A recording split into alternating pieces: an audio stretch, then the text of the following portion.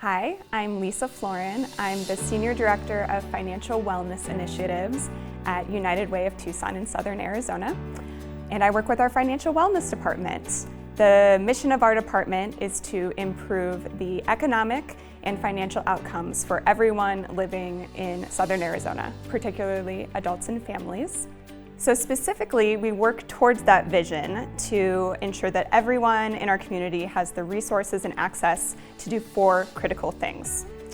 First, enough money to meet their basic expenses. 2, they can save for emergencies. 3, they can make informed financial decisions, and that might be through skill building like budgeting classes, savings, building up their credit. And 4, they can pursue wealth building opportunities and be in a position to make long-term plans.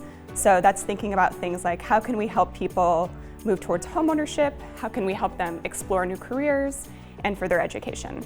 And on top of that, we're always looking for ways to increase community engagement so that there can be more community voice in the larger decisions that impact everyone's financial wellness.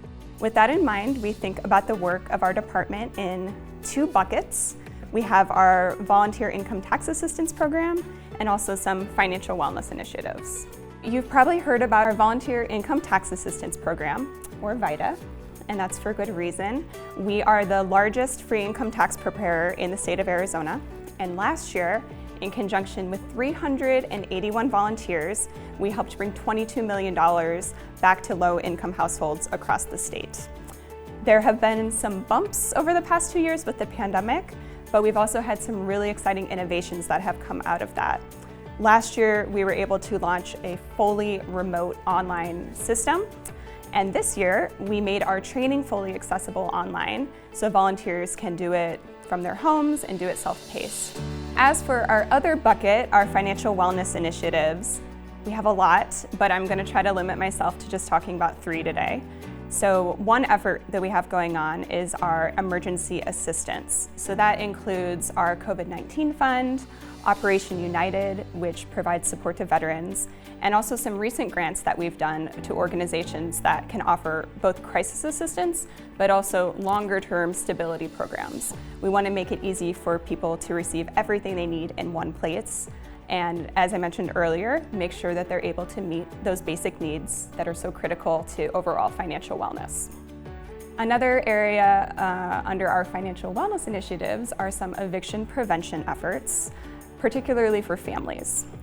We want to help families stay in their homes, and we want to make sure that children can stay connected to their schools. For all sorts of reasons, not the least is long-term learning outcomes and helping with academic engagement. One example is our Coalition for Family Financial Wellness. We're working with 4 nonprofits that offer eviction prevention assistance, case management, and also financial education and coaching. And the goal there is to make sure that the entire family has access to those immediate resources, but also the long-term ones that will help them reach financial wellness. Our Financial Wellness Partnership is a collective impact group. So that means we're trying to bring together as many like-minded organizations from all across the map that can help us build towards community-level impacts on financial wellness. And a third initiative of note is our Financial Wellness Partnership. So as we have collective impact groups with other areas at United Way, this one is specific to financial wellness. And the partnership ensures that not only are we working with some of the programs that work with individual people, individual families, but the partnership gives us an opportunity for all of those different programs and nonprofits to work together to ensure that as a community we're working towards shifting financial wellness outcomes for everyone. We know that a lot of families who are low or moderate income in Southern Arizona are not only money poor, but they're time poor. So that's why we are working with a lot of organizations to find ways to reduce the barriers between them accessing all those different supports. It's the one-stop shop idea.